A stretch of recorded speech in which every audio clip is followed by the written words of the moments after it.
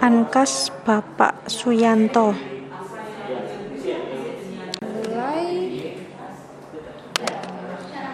Baik, Bapak tadi di sini kan ini ya disajikan ada 4 bagian gitu ya. Iya. Jadi di Banyu Bening, Bapak di sini disimulasikan sebagai Direktur Perencanaan Pengendalian Proses Bisnis.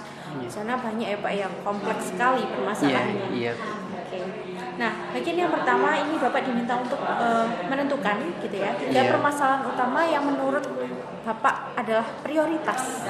Kemudian dijelaskan juga langkah-langkah strategisnya untuk mengatasi masalah-masalah 3 tadi seperti apa. Mungkin dijelaskan dulu masalah permasalahan 3 utama yang ada di sana. Jadi dari kajian yang kita amati dari persoalan di Banyu Bening tadi adalah satu sisi itu lebih kepada sumber daya manusia. SDM-nya, Oke, iya. apa Jadi SDM-nya? di SDM di sana itu pada saat kami ditunjuk menjadi perencana, maka kami evaluasi ulang kompetensi dan kapasitas masing-masing gitu.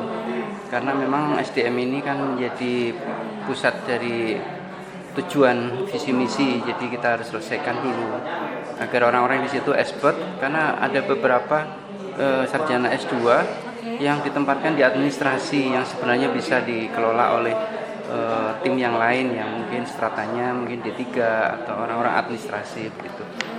Nah, itu kan termasuk job desk-nya tidak sesuai gitu. Itu harus kita tata ulang dulu. Yang kedua baru masuk ke dalam aspek revitalisasi, karena memang karena pada aspek ini yang membuat perusahaan tidak bisa ekspansi karena melihat banyak hal yang terkait dengan usia aset yang termasuk pipa yang usianya bisa puluhan tahun apa gitu ya, tahun 1920 berarti kan bisa lama, itu yang harus kita selesaikan. Kemudian yang ketiga adalah keterkaitan dengan aspek ada 2, ada 3 itu aspek keuangan, manajemen keuangan, di mana keuangannya terbaca di situ laporannya adalah besar pasak dari tiang, jadi lebih banyak operasional itu bayar pegawai dan sebagainya, sehingga perusahaan tidak bisa berkembang. Itu ya Pak ya, dari 3 prioritas utama. Nah, langkah-langkahnya itu tadi yang mungkin kayak SDM tadi kan Bapak menyerahkan SDM, penataan ulang ya kan. Kemudian terkait jaringan salesnya, revitalisasi aset-aset kita yang sudah lama. Air minum masih di bawah standar ya Pak ya? Iya, tadi memang Nah, langkah-langkah tersebut itu bisa terwujud. Kita juga melihat ya di Banyu Bening ini bahwa anggaran yang ada di sana itu juga minim, istilahnya tidak banyak. Nah, langkah-langkah tadi kan pastinya juga membutuhkan anggaran, kayak misalkan revitalisasi tadi kan Pak, pergantian sarkas dan lain-lain, jaringan, kemudian penataan ulang SDM, ya kan, mengelola bahan baku mutu air itu pasti menggunakan anggaran yang tidak kecil gitu ya kan. Itu gimana Pak cara untuk mensiasati supaya tadi bisa terwujud? Jadi kita tadi melihat aspek keuangan yang kurang sehat ya menurut pendapat saya. Jadi kita lebih mengefisiensikan, termasuk yang kami rekomendasikan tadi adalah pensiun dini bagi karyawan yang batas usianya sudah mendekati gitu. Itu mengurangi beban biaya. Setelah itu selesai, baru kemudian kita mengidentifikasi dari tidak efisiennya, diantaranya tadi dari kasus tadi adalah banyaknya air yang terbuang karena kebocoran pipa dan sebagainya. Nah, itu kita rapikan ulang, kita rapikan kembali. Apa yang sudah kita berawal dari titik di mana di internal kita kuatkan dulu, termasuk efisiensi anggaran. Yang kedua, mengoptimalkan pelanggan kita itu agar pelanggan itu bisa membayar tepat waktu, kemudian air yang diberikan juga berkualitas, debitnya juga sesuai standar. Otomatis yang terbuang sekian itu kan membuang-buang juga, itu kan juga ada nilai ekonominya air yang terbuang itu gitu. Nah, di situ yang kita kuatkan sambil memotret tingkat kesehatan keuangan perusahaan. Kalau sudah begitu baru memikirkan apakah kita sudah masuk di area mana. Kalau analisa SWOT-nya kan kita bisa petakan gitu. Oh, kita bisa mulai naik ke ekspansi, berarti kita berjejaring dengan mungkin kita lebih dorong kepada kayak kerjasama gitu dengan swasta. Kerjasama dengan swasta yang saling menguntungkan jangka panjang gitu, long term-nya diberi dengan harapan karena suntikan APBD kan tidak memungkinkan lagi kan kita bisa lakukan kerjasama gitu. Nah Pak, Bapak menyoroti di sana kira-kira potensi atau sumber daya apa sih istilahnya dimiliki oleh perusahaan Banyu Bening ini sehingga itu tadi bisa berdampak juga untuk meningkatkan pastinya ya, untuk meningkatkan keuangan di sana. Mungkin potensi-potensi yang istilahnya terlihat yang ada di sana seperti apa? Kalau dilihat tadi sumber keuangan lain kan dari ini ada tambahan produksi mampu mengukur kualitas air ya, laborat gitu. Laborat itu sumber pendapatan. Memang waktu itu tidak begitu support karena satu sisi promo kurang, jejaringnya kurang gitu dan banyak yang tidak tahu gitu informasinya sehingga itu meningkatkan laba-laba tambahan dari situ. Caranya seperti apa untuk istilahnya bisa optimal penggunaan laboratoriumnya berjalan dan sehingga tadi efeknya juga mungkin bisa meningkatkan anggaran yang ada di Banyu Bening. Ya kalau regulasinya sudah settle, sudah baik, kemudian lebih kepada bagaimana menjual produk itu dan menggaransi, kan itu butuh kepercayaan. Untuk menjadi terpercaya maka laboratoriumnya harus tersertifikasi.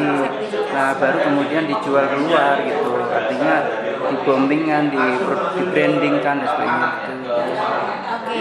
Nah Pak, tadi kan di sini juga ini ya ada CSR ya. Kan kerjasama juga. Jadi Banyu Bening ini kerjasama juga dengan PT lain yang bergerak di bidang air. Jadi kayak misalkan salah satunya yaitu PT Sumber Tirta dan PT Gatra. Nah, kira-kira apa sih Pak konsekuensi Banyu Bening ini ketika harus bekerjasama dengan perusahaan swasta lainnya? Apakah istilahnya tidak takut diswastanisasikan atau seperti apa? Ya tadi kita tentu harus memotret kekuatan perusahaan kita, kemudian menegosiasi apa-apa yang harus kita advokasikan, kita negosiasikan. Kemudian dari pihak perusahaan tentu juga ingin laba gitu. Nah disitulah kita titik temukan termasuk kajian-kajian perencanaannya, kajian-kajian akademiknya begitu. Jadi membuat rancangan rapnya dan sebagainya. Nah dari situ baru kita melakukan pertemuan beberapa kali untuk mempertemukan, termasuk dari mendengar kan nanti pasal-pasal yang kita buat juga harus berdasarkan fakta, data dan sebagainya. Kita kan punya potensi yang harus kita lindungi, termasuk aset-aset kita. Itu kan menjadi bagian dari negosiasi. Sumber air kita juga bagian dari negosiasi gitu. Jadi tentu saling menguntungkannya harus juga dari perusahaan sendiri, tidak sampai menjual tanpa kita mendapatkan keuntungan. Tapi perusahaan yang berinvestasi ke kita menjadi bagian itu juga harus punya margin keuntungan kan begitu. Nah di situ kemampuan negosiasinya tentu harus berbasis data gitu. Karena kita tidak mungkin sendirian, kelihatannya tidak mungkin sendirian. Oke. Untuk bisa juga menyelesaikan persoalan-persoalan yang tadi, persoalan 3 permasalahan tadi gitu ya kan, dalam mencapai target pastinya target di Banyu Bening kan dibutuhkan juga kompetensi SDM yang mumpuni gitu ya Pak ya, istilahnya yang bagus. Nah untuk pengembangan jangka panjang bagi SDM ini seperti apa Pak yang Bapak usulkan? Kalau kami usulkan tadi adalah karena yang terbesar adalah SMA, kita tidak berharap banyak bisa gitu. Otomatis kita harus berikan sebuah apresiasi SMA yang memiliki kapasitas, integritas, loyalitas dan dedikasi kerja yang baik itu kita sekolahkan gitu. Terus sekolahkannya juga sesuai jurusan yang linear dengan kebutuhan perusahaan gitu.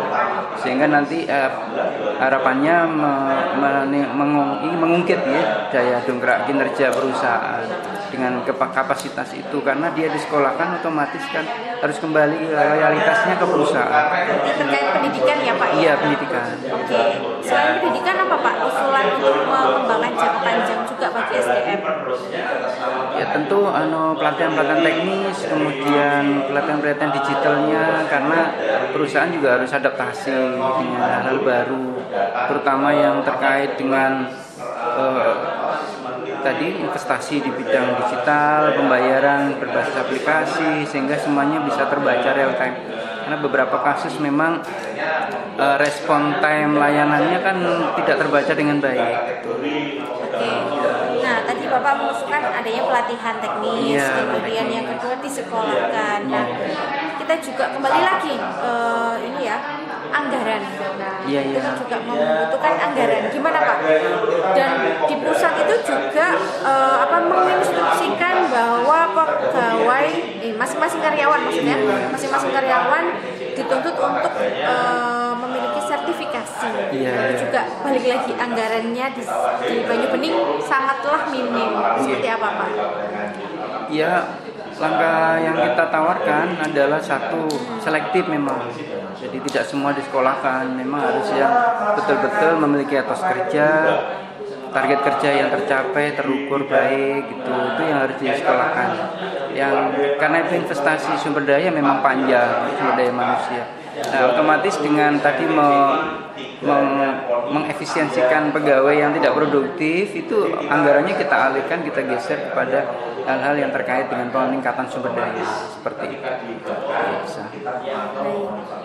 Nah, sudah diikutkan pelatihan, kemudian mungkin disekolahkan, Iya. istilahnya kan ilmunya bertambah pastikan. Iya, Nah, betul. Bapak di sini sebagai pimpinan ya, Iya. direktur di sana, untuk melihat hasil pelatihan, hasil yang tadi disekolahkan, itu apakah karyawan ini sudah paham atau belum, istilahnya sudah sesuai atau belum gitu ya kan.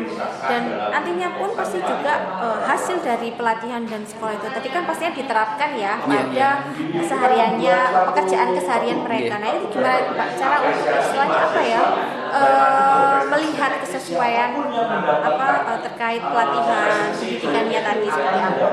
Hasil, karena tadi anggaran kita terbatas, yang kita latih dan kita sekolahkan juga sangat selektif, maka orang yang datang pulang dari pelatihan tentu harus mereplikasi kepada tim di bawahnya. Nah, mereplikasi tim kerjanya itu. Nah, ketika mereplikasi tim kerjanya itu, terus kemudian berencana membuat target-target kerja. Nah, dari target kerja tersebut, mulai dari kebocoran yang semakin kecil, tingkat kepuasan pelanggan yang semakin naik, kemudian kepatuhan pelanggan membayar air juga baik, kepuasan pelanggan semakin baik. Nah, di situ berarti outputnya sudah terlihat. Nah, kalau output yang terlihat, income masuk, kepercayaan baik, income akan masuk otomatis.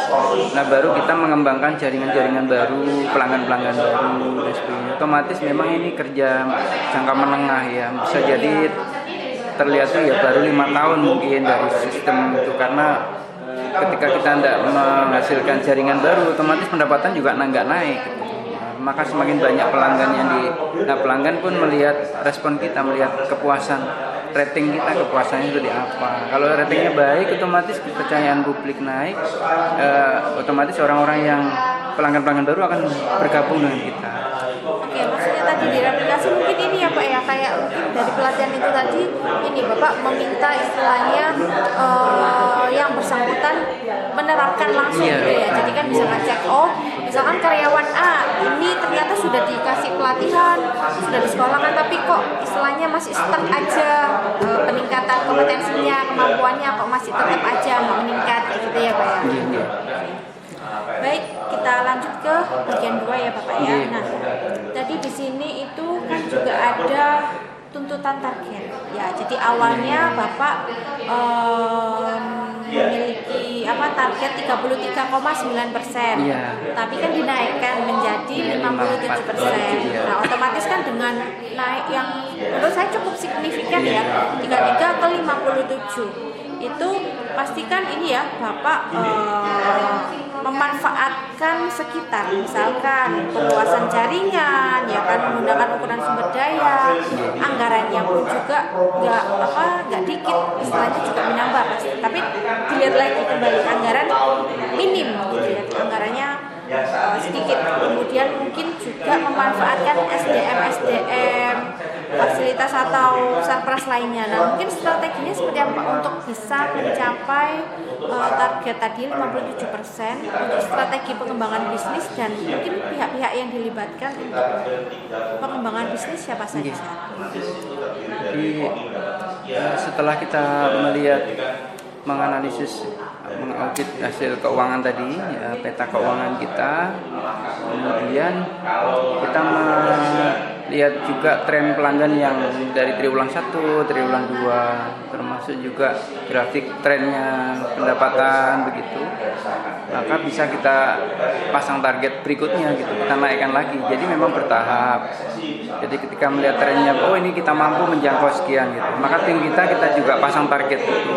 Jadi memang kerja tim bersama-sama untuk memasang target capaian yang 57 tadi itu, mulai tahapan-tahapan trimester 1 evaluasi. Jadi memang sumber data kita harus valid, harus bagus, sehingga kita bisa memasang target realistis gitu.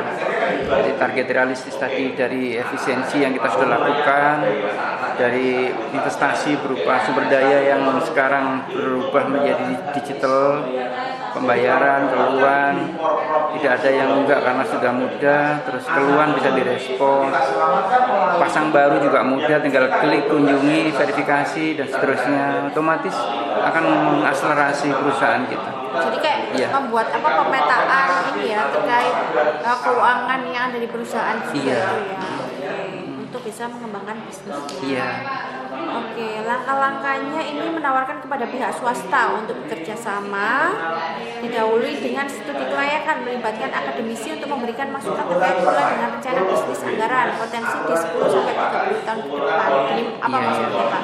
Jadi kita membuat kerjasama dengan swasta lain tadi untuk berkolaborasi dengan melakukan kajian-kajian, terutama itu kajian-kajian sisi benefit apa yang akan didapat dari perusahaan begitu. Kemudian kita tentu membuat payung hukumnya terlebih dahulu, buat kajiannya, karena ini perusahaan daerah tentu kita juga harus melihat bagaimana mendorong perda itu juga lebih membela kita dalam upaya penyihatan perusahaan tadi gitu kan. Perusahaan ini kan emang kondisinya sedang sakit ya, tidak bergerak sama sekali. Jadi pihak terkait tadi ya jelas legislatif, eksekutif juga, karena Pak Bupati, Pak Wali Kota yang memiliki kebijakan. Kemudian Bapak di sini juga mengusulkan ini ya, menyusun kajian perda. Iya. Untuk menaungi sisi legalitas KPS. Iya, KPS itu. Iya, karena ini hidup hajat orang banyak, dan air itu juga sebuah kebutuhan dasar hidup. Tentu melibatkan ke depan adalah aturan-aturan yang akan berdampak banyak orang ya, masyarakat, kebutuhan dasar hidup masyarakat. Nah, di situ kita perlu mendengar dari anggota dewan yang notabene-nya memang mengeluarkan aturan-aturan main ya terkait dengan payung hukumnya gitu. Nah, dari situ di kemudian hari kita sebagai direksi perencanaan tidak kena dampak resiko, karena perda itu yang sudah kita jadikan acuan gitu. Nah, tentu perda itu kan berdasarkan studi kelayakan, berdasarkan pandangan dari ahli juga, dari akademisi itu, otomatis kan dengan perda itu kita memiliki ketenangan ya dalam berusaha melakukan langkah-langkah strategis secara teknis dan sebagainya. Nah, Bapak memiliki perusahaan kan pasti membutuhkan juga profit, keuntungan. Tentunya itu tadi kan ini ya, Bapak juga melibatkan dari masing-masing divisi. Jadi ada 3 divisi ya tadi ya Pak ya. Divisi operasi, divisi keuangan, divisi layanan. Nah, mungkin mungkin bisa dijelaskan Pak, dengan tadi target naik menjadi 57%, ya kan? Bagaimana Bapak istilahnya menjadi pimpinan ya, jadi atasannya mereka ya, untuk bisa mendorong kinerja dari masing-masing kepala divisi ini. Iya, jadi kepala divisi setelah kita membuat rencana strategisnya dengan target-target itu, kemudian tiap 3 bulan, tiap 6 bulan ya, 3 bulan itu kita minta para direksi jajaran tadi, operasional, keuangan tuh memaparkan dari capaian-capaiannya gitu. Jadi dengan paparan itu kita melihat bagaimana langkah berikutnya, apa masalah yang sedang masih terjadi yang belum kita selesaikan begitu. Nah dari situ tanggung jawab manajer di jajaran kami juga akan menjadikan target itu sebagai target bersama gitu. Terutama yang dari sisi keuangan tentu harus melihat berapa sih cash flow yang masuk bulan ini, terus Januari, Februari, Maret itu dilihat cash flow-nya dengan aplikasi, dengan metode digitalisasi tadi, kita lihat tren bagaimana. Berarti kita optimis ini kita bisa selesaikan.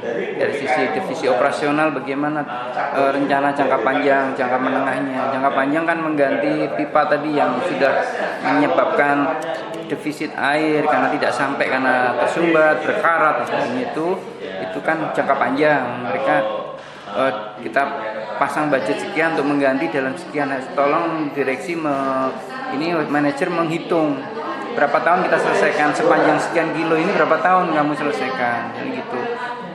Nah otomatis menyelesaikan ini otomatis kita lihat dari sisi operasional, dari sisi pelayanan juga begitu. Pelayanan harus bisa dilihat bagaimana respon pelanggan tadi. Terus kedua adalah yang paling kita harus promo bahwa produk kita baik, kita melayani dengan sepenuh hati, moto budaya perusahaan harus terus disoundingkan terus supaya teman-teman tahu bahwa perusahaan ini ke depan harus mencapai target yang kita capai gitu, 57% tadi. Nah Pak, Bapak juga ini ya divisi layanan, mungkin ini ya untuk mengetahui ini ya Pak ya, hotline pelanggan, ya, halo PDBB gitu, PPDB keluhan ya. pelanggan, terus halo atau kering terhadap pelanggan baru gitu langsung direspon, dilayani, dan itu kan bisa di tracking responnya berapa lama oleh tim, dikunjungi kan harus divisitasi, terus ada foto identitas, KTP sebagainya untuk administrasi bisa dimasukkan, dibantu.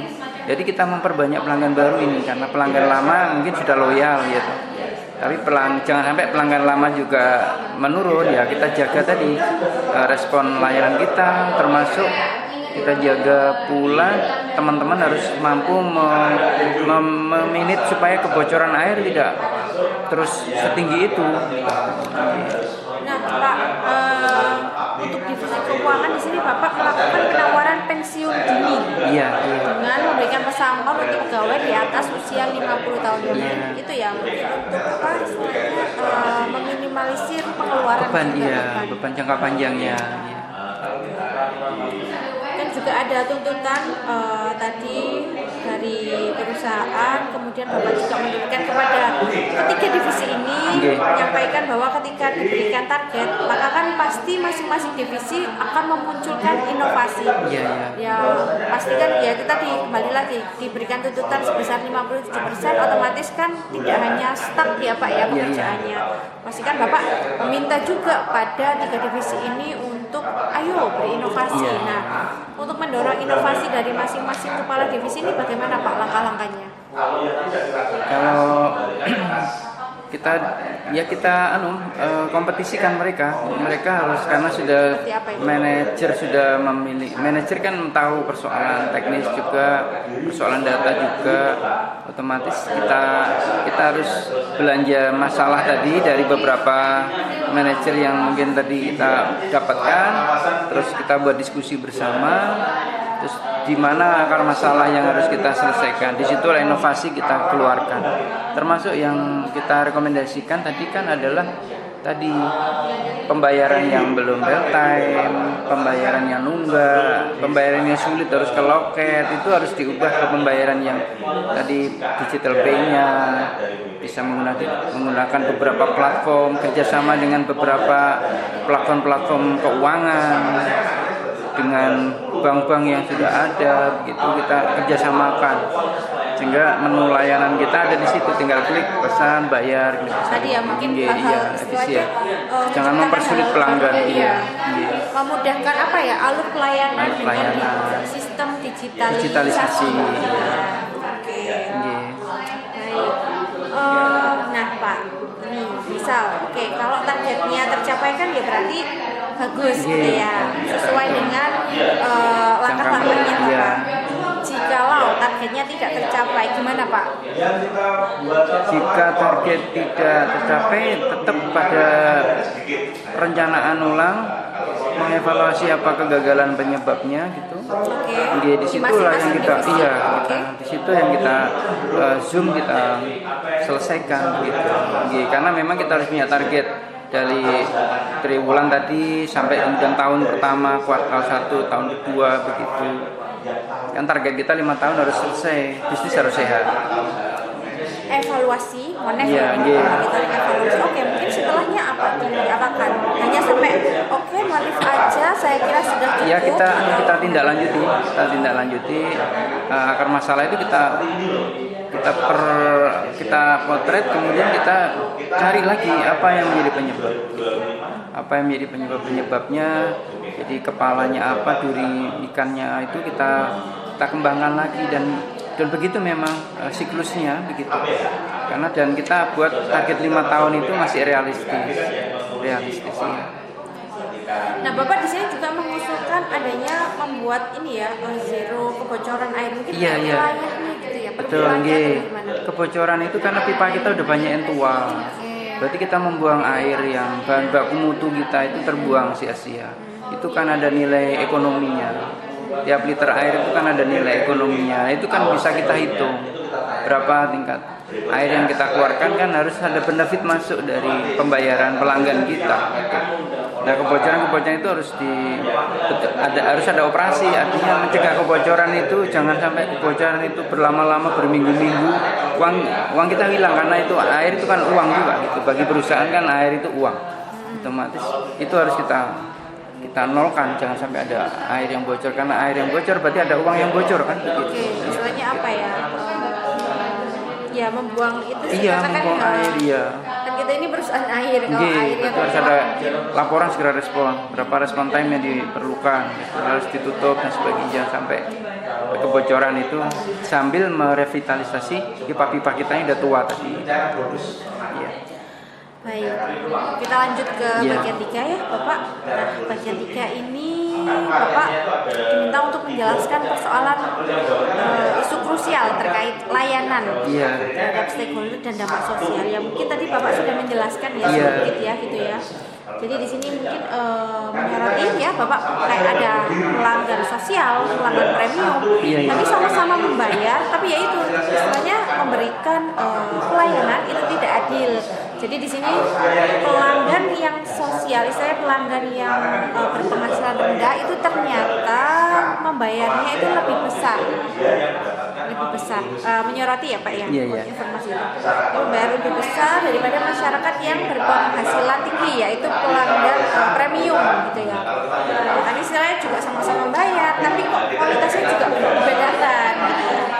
Nah, ini itu dampaknya seperti apa Pak? Kalau istilahnya isu-isu tadi yang terjadi, pelayanan tidak adil, ya kan? Otomatis juga adanya konflik. Nah, itu gimana Pak? Jadi karena kebutuhan ini kan kebutuhan bersama ya, kebutuhan hak asasi juga ya, masuk dari hak kebutuhan dasar ya. Otomatis kita menghitung resikonya adalah bahwa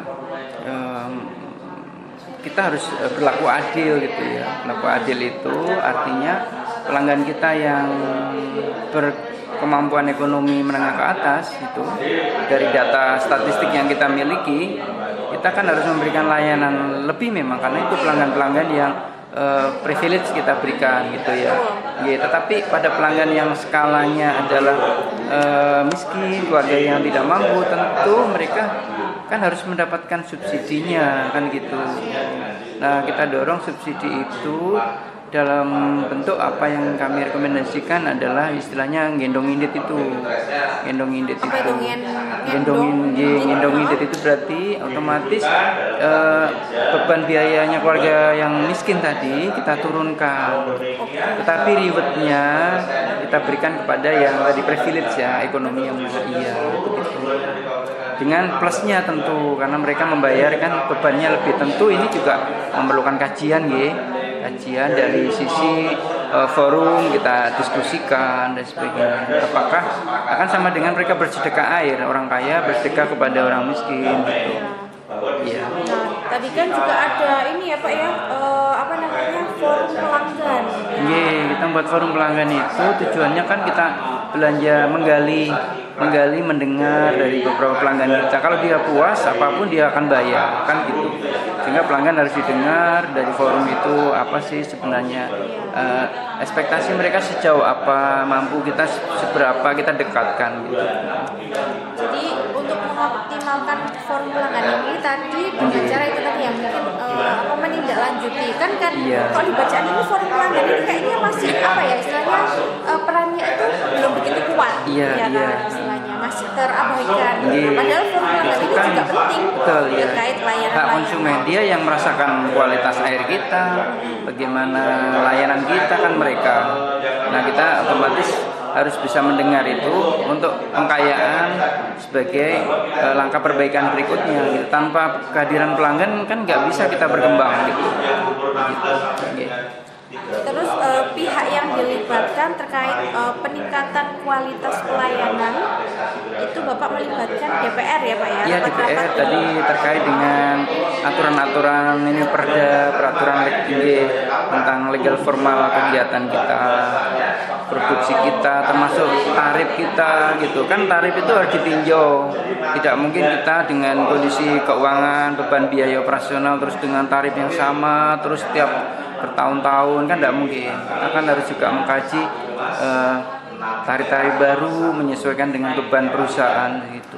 Oke, wali kota juga ini terkait apa Pak? Kebijakan. Kebijakan kebijakan politis dengan kemampuan perusahaan. OPD ini Bapak? OPD ini kan kami bermitra dengan pemilik sumber air kan PUPR punya waduk, punya ini sumber baku mutunya. Nah, itu kita juga harus bermitra baik gitu. Dan apa ini membuat sos ya mungkin dari data-data terkait yang data keluarga miskin tuh yang tervalidasi itu berapa, itu kan harus kita juga pikirkan.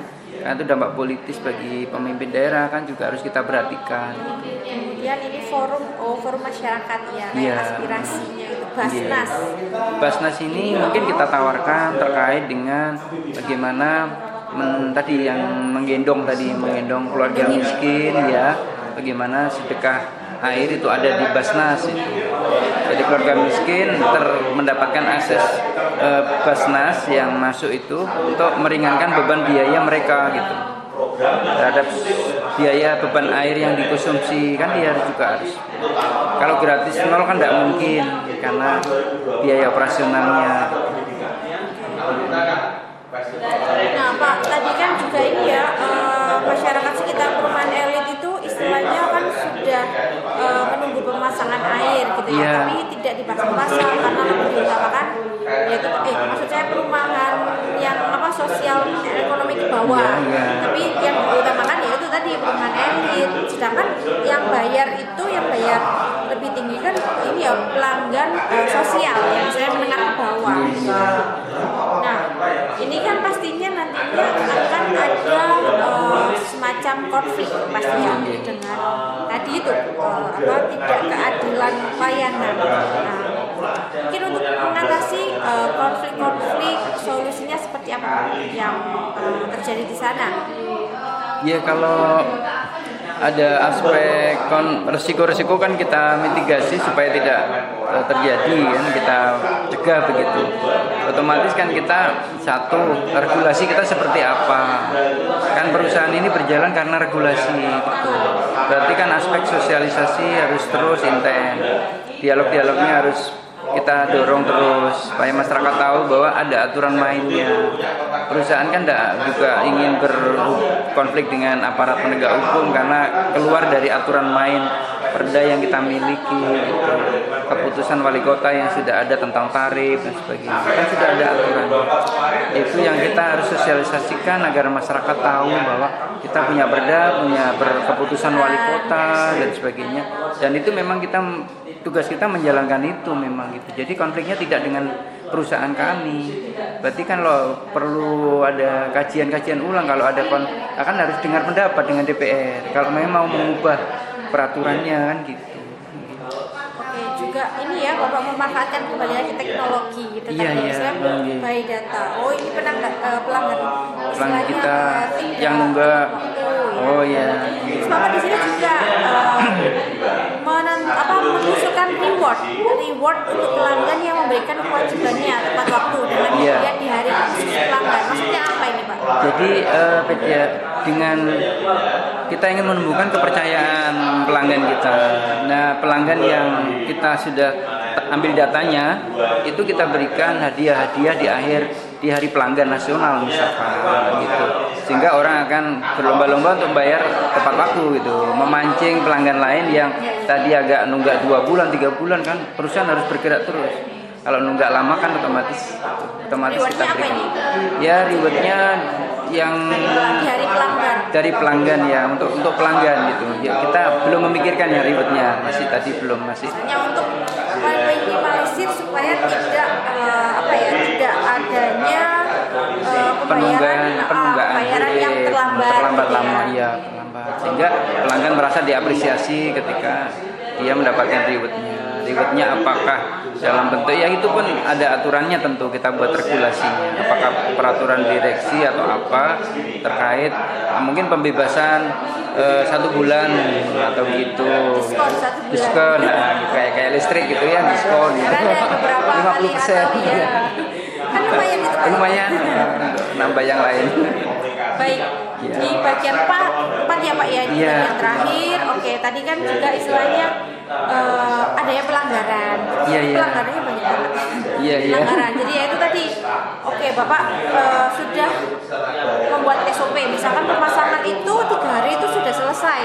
Tapi pada kenyataannya pemasangan itu baru 15 hari. Berarti kan molor ya 12 hari. Itu kan tidak sesuai SOP, adanya pelanggaran salah satunya ya kan. Terus untuk mengatasi pelanggaran hal tersebut kira-kira seperti apa Pak?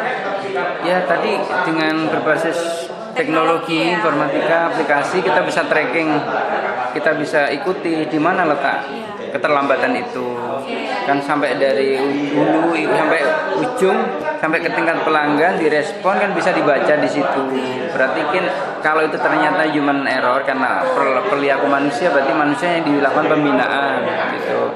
Kalau ini terkait dengan bahan baku, terkait dengan stok barang karena itu harus ada meteran, ada pipa dan sebagainya. Ternyata gudang kosong stoknya berarti problematika di perencanaan dalam pembelian bahan-bahan.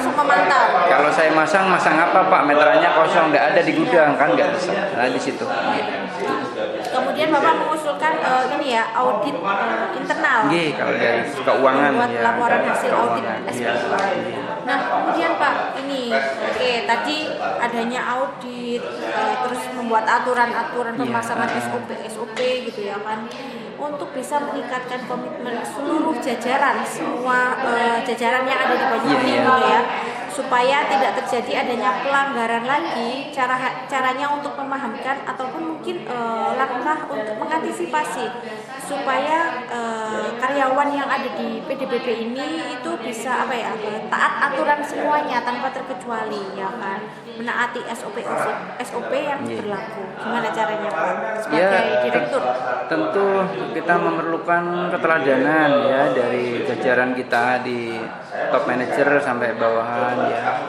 Artinya transparansi, akuntabilitas. Mereka juga punya akses, kita umpan balikkan data keuangan kita, kita publikasikan. Kalau ada bangunan kepercayaan itu yang membuat mereka mencintai perusahaan kita. Mencintai perusahaan. Publikasi istilahnya alur-alur yang Iya. yang terjadi di perusahaan. Iya, di Oke. perusahaan. Selain itu Termasuk mungkin itu, untuk bisa nah, kita buat tim kita itu, tim kerja kita itu, mereka menjadikan perusahaan ini bagian dari rumah kedua mereka, gitu kan, sehingga mereka merasa nyaman bekerja di perusahaan kita, merasa dihargai, diapresiasi. Tadi kan ada yang disekolahkan, ya kan sudah, gitu. Kemudian kita mungkin kalau ada tutup tahun, perusahaan laba, kan kita buat catering keluarga bisa.